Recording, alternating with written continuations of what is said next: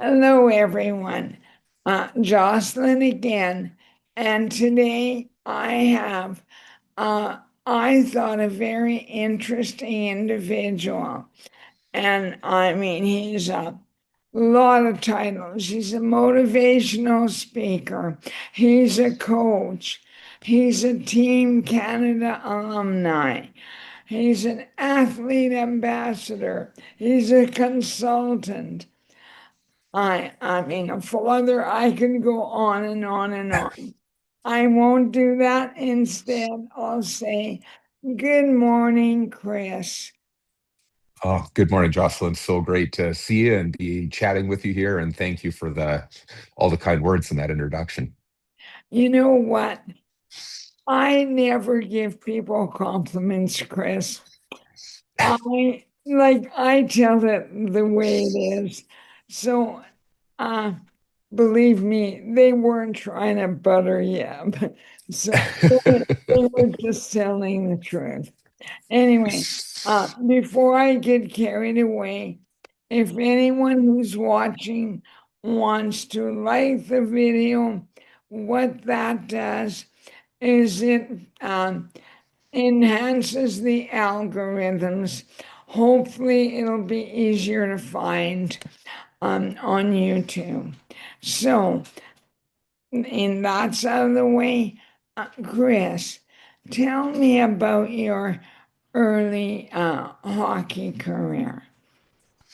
Yeah, I grew up in a small town in Saskatchewan, and I think like any kid, dreamt of playing hockey, and I was very fortunate and excelled. So grew up in Martinsville, Saskatchewan, which is just about 8 kilometers north of Saskatoon, and played all my minor hockey there, and ended up being drafted into the Western Hockey League by the Red Deer Rebels, and moved away from home at an early age to play AAA midget in Tisdale, Saskatchewan, and then yeah, had my a little bit of time up in the Western Hockey League. Unfortunately, I suffered a fair number of concussions while I was up there, and that unfortunately cut my career short. But it was one of those things where I was, ranked to go in the NHL draft and had all this potential. And then it sort of gets pulled out from underneath you when you have a neurologist tell you that, you're not medically cleared. We won't let you play hockey anymore. That must have been devastating for a young man. So, when you said concussions, I've never had one, so I don't know. What are the side effects of having a concussion? For me, it just started with that, old adage back in the day where you sort of people say you got your bell rung. And I went out there, and I mean it was a pretty physical game, more so even back then. And you'd get your bell rung and you'd sort of come back and you'd head back out. There wasn't that concussion protocol in place. But just over time I started developing, really severe headaches, sensitivity to light. I was fatigued all the time. And then near the end of my career, the last concussion I received, I actually probably, I didn't have a whole lot of time loss. I think it would be the best way to describe it, in around the concussions. But the last one that I had, I lost about 2 weeks before and 2 weeks after the incident, which was, is a bizarre thing to try and recollect now. I only know how the accident happened because I saw it on game film, or the how the hit happened. But when that one happened, I think it was was more than the cherry on top, to use the a wrong a wrong phrase for that. But when that occurred, I actually started losing some vision. There was just so much swelling happening that it had gotten so severe that, along with all those other symptoms, I started, suffering some vision impairment. And thankfully I did have a doctor that said you can't continue to do this because, like you had mentioned, it was a really big loss. It was something that I put, as a kid, you strive toward doing that, and you have this potential. And playing hockey, more specifically, in the Western Hockey League and stuff, you don't have a, I mean, you go to school, obviously you're going to high school, but it's very limited in the sense because you're traveling, you're practicing every day. You basically take your bare minimum classes, and then on top of that, you got to reintegrate back into your school that you originally came from. So every year you'd start the year in Red Deer, and then you'd have to go back, and I'd have to go back to my small town in Martinsville, and it that caused a lot of, I'm not going to say educational issues per se, but it was tough to do back then because we didn't have a lot of email or things like that. It was all done via phone calls, right? And so aligning classes and whatnot. But with that, I mean, when I finished my hockey career, I graduated high school, obviously, but I didn't get to take all those other prerequisites per se to that you would get to take, to continue on to have a much better university career if you wanted to go and become a doctor or a lawyer, or something that required more high school education to get into those programs. Wow. I mean, what, okay, doctor tells you no more hockey. So then what? It was I mean, that was a very, very big setback. And as I look back on it now, I actually use the word recalibrate. I ended up having to sort of recalibrate my life and assess what was going on. And once I had gone through the appropriate amount of time for me, because that time frame is different for everybody else, where the post concussion syndrome symptoms had dissipated, and I was sort of back to what a regular level of cognitive experience, I guess, right? I decided, as a kid, I reverted back to my 5-year-old self and went, well, I dreamt of being a hockey player, and I dreamt of being a firefighter when I was a kid, and I went, well, let's go down this firefighter journey and see where that takes us. And yeah, I was very fortunate and got into fire school on my first application, and it was an absolutely incredible experience. And where did you go to fire school? Went up to Vermilion. So, in Canada, we sort of have Vermilion and Brandon. Those are our two big fire schools in the West Coast.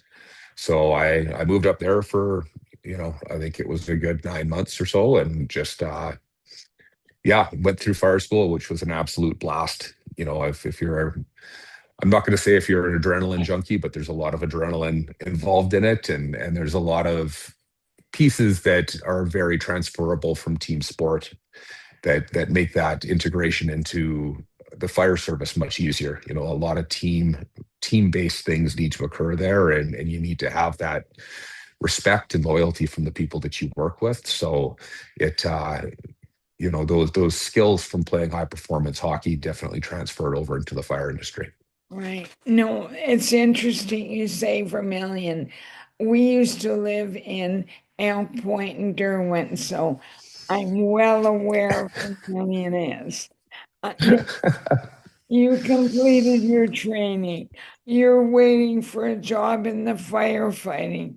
And then what?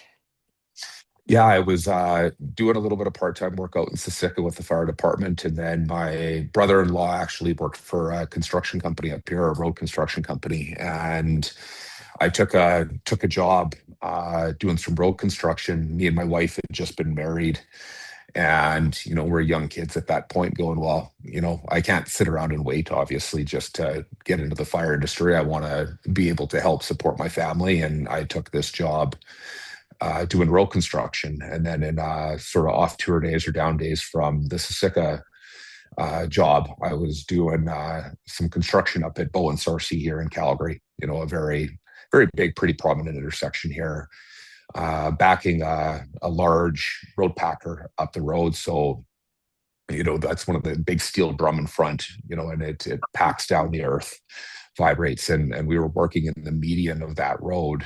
And this piece of machinery, and it really is a whole other angle of the story. But ultimately, it was not a safe workplace. It was a piece of machinery that shouldn't have been on the road, and a lot of these types of jobs like that, they're very time crunch type jobs. Cities want things done in a certain amount of time, and sometimes safety gets thrown out the window because if one piece of equipment is will speed up another job, and these types of things, you end up with sort of safety oversights that occurred. And then just to add that little bit of extra push, back in 2005 is when Calgary was hit with all those floods.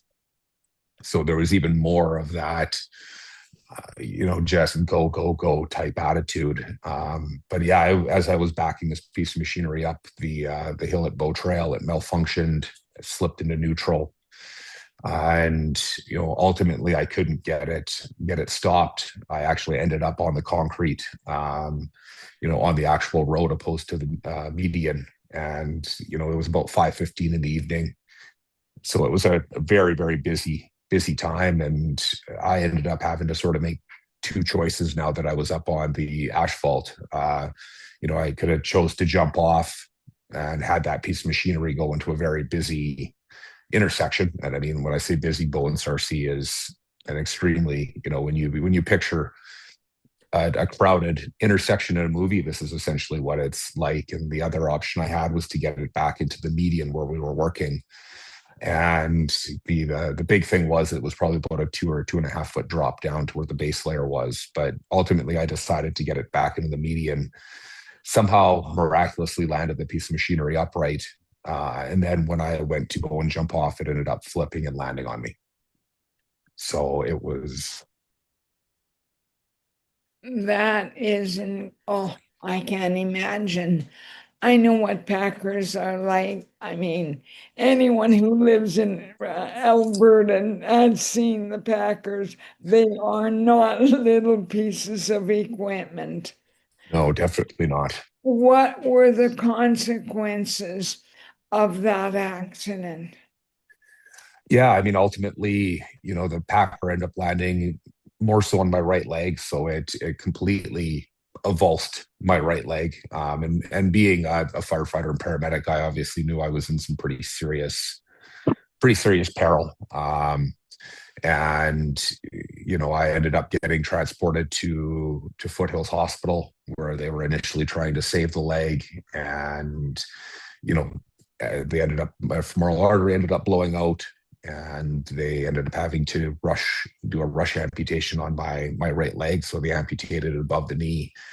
The issue with that being such a rush amputation is they weren't able to assess any of the nerve damage or anything like that that was done. In a planned amputation, they sort of go through and make sure everything is, you know, in proper form, I guess. And with this, it was just cut it off and get to where we needed to. And then being such an athletic guy, I carry a lot of muscle, and just having a very muscular legs caused problems in that sense, because just reattaching things and trying to get everything working where it was supposed to didn't work out as well. But the big issue with it was they ended up not being able to assess the traction that was on my nerves. So having it crushed so significantly, the nerves in my leg were just, there was a tremendous amount of traction on them. So doing that rush amputation, they didn't assess any of that, which, ultimately has left me with, a tremendous amount of pain. I suffer from chronic pain. I got to put a ketamine cream on my leg just to be able to wear it.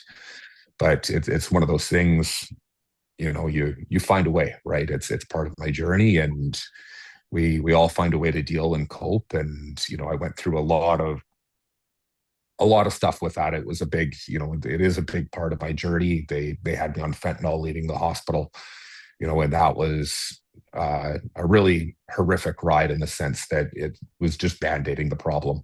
And you start off on a small amount, and by the time we finally made that decision just to go, this has to stop, I was, they do it in 50 and 100 microgram packs, or patches, sorry. I was on like 550 micrograms of fentanyl. Like, I was an absolute zombie. Well, And it's just not the way you want to live your life. And thank God I've got such a supportive wife, that just stood by my side. I mean, we'd been married a month. She could have she could have packed her bags and, and took off That- yeah. after that type of injury. But and it was a concern for me. Like my father suffered a very severe stroke when I was about 19 years old, and ultimately sort of led to the collapse of their marriage. So having this, significant injury happen to me, it was definitely something that was on my mind. And, you know, watching him struggle and go through rehab and, everything that he had gone through was a pretty tough thing. And I saw the toll it took on my mother. And like I said, I'm so incredibly fortunate to have my wife. We celebrated our 20th anniversary this year. Wow. But yeah, she stood beside me, and through I was very fortunate with the fentanyl. I wasn't mentally addicted to it, but physically your body becomes dependent on it. Yeah. And it was months of cold sweats and puking, and just the withdrawal was horrendous. Well, um, I like one of your quotes. It says, strength doesn't come from what you can do, it comes from overcoming the things you can't. Or you once thought you couldn't. That's a very, very powerful quote. I mean, there's a lot. We could go into more detail, but I kind of want to give the overall gist. In about 2011, do you remember where you were? Oh, absolutely. I had done a lot of para sports previous to 2011, and I'd seen sledge hockey before, and I didn't. There's in para sport you see a few different aspects of it. You get a lot of that's a very cute factor, or the that's cute factor, or the holy crap factor. And being a former hockey player, I saw the that's cute factor, and I sort of went, I'm not quite into this. And then I got to see the holy crap factor of our national team play, and that just became, that was the sort of final puzzle piece for me in really putting everything back together in my life, was getting hockey back. And so yeah, November of 2011, I went out and tried sledge hockey for the first time, and just I went to it. And so by January of 2012, I had already been invited into our national program to the development team. Wow, that's pretty incredible. And then I understand you went on to Team Canada and so on. Now, you don't settle for one thing, Chris. You turn around that's why I admire you, right? Mm. In 2014, all right, you're doing the hockey thing. What else did you do? Yeah, my fire instructor from Vermilion called me up, and he'd just become the chief of the fire department here in the MDF foothills. And he just he's like, Chris, do you want to be a firefighter still? And he'd been following my journey since my accident. And I obviously, without even thinking about it, said yes.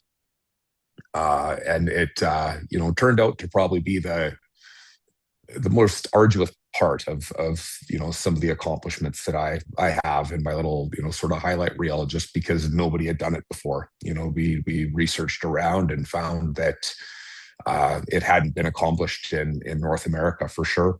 And even in the rest of the world, it's hard to say, just because the technology that was required to get me back into the fire service is so limited per se. And so we started on this endeavor of becoming a firefighter again. And I blew up probably hundreds and hundreds of $1,000s worth of prosthetic knees, and had incredible support from my community, even to the point where, after I proved that I could do it, my community around me here in Okotoks, I did a small talk for a hockey team, and the moms on the hockey team, sort of went, wow, like, this is, very incredible. And they decided they were going to fundraise for my prosthetic, which I needed for, and the prosthetic knee is $100,000. And I sort of went, oh yeah, that's cool. Not thinking, I mean, it's a tremendous amount of money to be able to fundraise. And they went off on this, and 5 months later, 5, 6 months later, they had raised $100,000, and it allowed me to go and become North America's first above knee amputee firefighter. Wow. Now, here's the thing. I'm kind of curious because I would have thought that our medical system supposed to be one of the best in the world, and yet you had to pay for your prosthetic knee. Yeah, it's the medical system is, I mean, it's a very tough cookie to crack to say, right? Like, I mean, if you need something immediate, you need to go to an ER, you break an arm, you have something like that. It's fantastic that way, right? It doesn't cost you a penny. You can go and get fixed up and come home, and the majority of the time you're okay. But with something like this and it being a workplace injury, our medical system, with the cost of these things, it can become astronomical, and they don't cover them. They sort of look at it as, they look at you as a number. I think a lot of the times, whether that's your healthcare number or your WCB number or whatever it is, and they're like, well, this should, let's not give him his whole life back. Let's just give him the bare minimum. And and thankfully, the system has progressed since that time period. There's a lot more research out now, along the whole medical industry as well. Seeing that being able to give people back, as much normality in their life can end up saving them a lot of money in the end. But yeah, unfortunately, even in this province, still with prosthetics, you get the base stuff coming out, and you never really do get upgraded to that next sort of level with these microprocessor knees and feet. And I mean, even just with, I mean, I'm a wheelchair user, obviously. And to see the wheelchairs that I see some people using, and then the technology that's based in some of that. I mean, the wheelchair I have weighs absolutely nothing, and it's not even a high end wheelchair, right? And I'm fortunate enough to know Ryan Straczynski fairly well. What I mean, he's got I mean, his chair's got to be $10,000, $15,000, but you can pick it up with your pinky finger, right? And that's all something that he has to incur the costs of, to have the best life that he can have. Unfortunately, we don't get it supplied to us. A lot of times we need to go out and either fundraise or find ways to do it ourselves, which just blows my mind. Yeah, I think we could still use some um, updates, or our system could be improved a lot. But you know what? You didn't stop there. I was reading, like, you ended up going on a game show, Canada's Ultimate Challenge. That kind of blew me away. Briefly tell us about that. Yeah, so it was a very interesting experience for me because I was initially approached to be a coach on the team or on the show, and actually not be part of the game, not part of like a contestant on it. And they ended up, the producers at CBC got to meet me, and they got to see sort of who I was. And then it sort of became well, you know what, we're planning on doing multiple seasons of this show. Let's have him be a contestant this year. And I mean, they really highlighted my sporting experience and what I'd done and everything like that. And then they were going to bring me back the following year to coach. Unfortunately, they changed the show up and didn't bring back coaches the following year. But to go on that show, it was a incredibly athletic based show. The things that you were having to do on the show, and I was the only person with a disability on that show, and not just being an above the amputee is sort of a different level with that. And so having to go out and compete against what I call able-bodied people.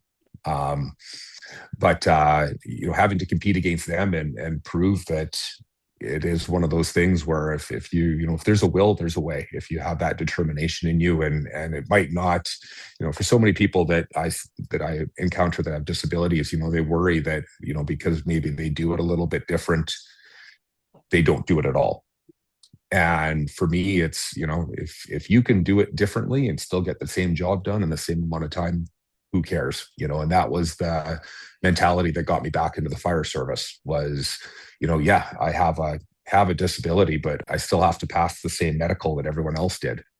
And it might look a little bit different, but if I can do it safely and in the right amount of time, there's no reason that you can't do it. And so I carried that mentality into the TV show, and ultimately ended up becoming such an important part of our team, where they do the whole game show thing, and you get the coaches get to protect somebody on their team when they're swapping everybody around. I was that guy on the team that the coach didn't want to let go of. Just because physically and leadership wise and mentally, you have that strength there, and you're able to push through and, accomplish whatever needs to be done. Wow. Now, here's the thing. You've done all this. Now, I understand you've gotten a few awards along the way. Just Yeah, maybe one or two, right? there's been a A few. lot more. There's been a few. I mean, just recently this year, I was awarded the King Charles Award, which was probably the most prominent one that I've been awarded, just for my work in the community and helping people out. And I'll pick one more. I was awarded one of Shaw's top 100 Canadians, or 150 Canadians. Again, for those, just being able to go out and help people within our community, and help people that have suffered any type of injury, whether that be physical injury, a mental injury, a stroke, and try and show people that there's a lot of light left at the end of that tunnel. And if there's one thing that I sort of incurred in my story, was the bar was set very low for me in the hospital. They were telling me I'd never wear a leg again because of the nerve damage and the leg damage, and I'd never be able to go out and do this and that. And going through, the rehabilitation side of things was a very long and lengthy process. I know we've spoken a lot about, again, a little bit about like the highlights that I've had over the years, but it took me, years and years and years of rehabilitation to be able to go through that, and seeing people within that system who just get told they can't do something, and because it's a doctor, they believe it. You know, And oh, go ahead. no, I hear you. I my situation is nowhere near as drastic as yours, Chris. But I know I about being told, oh, you're never gonna do that. No, that's why I really admire your grit and determination. And I think the big thing is that you aren't minimizing the struggles you went through. I mean, there had to have been a lot of mental anguish and so on that we've kind of glossed over. It's not like, oh, they cut my leg off. Well, I'm going to go ahead and do this. You had to have gone through quite a bit before you have come to where you are now.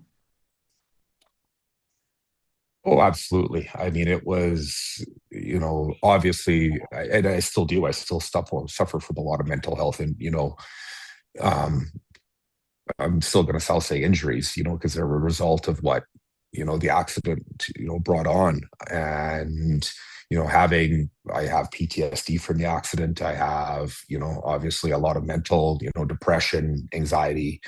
They're all things that I've learned to control more over the years, but they by no means are they gone. And those years briefly, right after my accident, just to be perfectly candid about it, I mean, there were times my wife coming home from work didn't know if she'd be coming home to a body. I mean, it was a very, very hard struggle, both physically and mentally. But the mental side of things, when you have a significant injury happen to your body, there's so much that your mind plays into it, and you start, worrying. For me, I mean, there was a lot of stuff around identity, and who I was in the past and who I was now, and how I was going to have that perceived, and even just, I remember, one of the things that really haunted me was, we had planned to have kids right away. And I'm sitting there and, in this state shortly after that. And I mean, I say shortly, but I mean, it was years and years after the hospital going, man, like, how am I going to be a good dad? Like, when we get to this point, how am I going to be a good dad? How am I going to be able to provide for my family? And they're all things that weigh on you all the time, and even having kids, as big of a blessing as they are, they will still bring you back down to those levels, because I mean, I'm very fortunate. I've got very healthy, very athletic kids. But the hardest thing out of I'm going to say the hardest thing out of anything I've ever had to do is tell my kids no. They want to go outside and they want to throw a baseball around, or they want dad to go for a walk, or they want help with something, and I have to go, no, I can't. Like, I physically can't do it right now. And mentally, that is just one of the most crushing things that I still have to work around, and they haven't known me any different than missing a leg. But, you can still see that, I know that their friends have more of that opportunity with their parents, and it's something that I can't personally offer sometimes. And that's a hard thing to wrap your head around. But wow, Chris, yes, I thought I called you something else. Uh, my brain gets, yeah. Anyway, this has been fantastic. Oh my gosh, we have very little time left. Oh, I want to say thank you so very, very much. And I'm looking forward to meeting you in person tomorrow. The pleasure's been all mine, Jocelyn. Thank you so much for having me on this, and I hope it reaches a lot of people. I hope so. Take care, and we'll talk again. Bye bye. Sounds good, Jocelyn. Bye bye.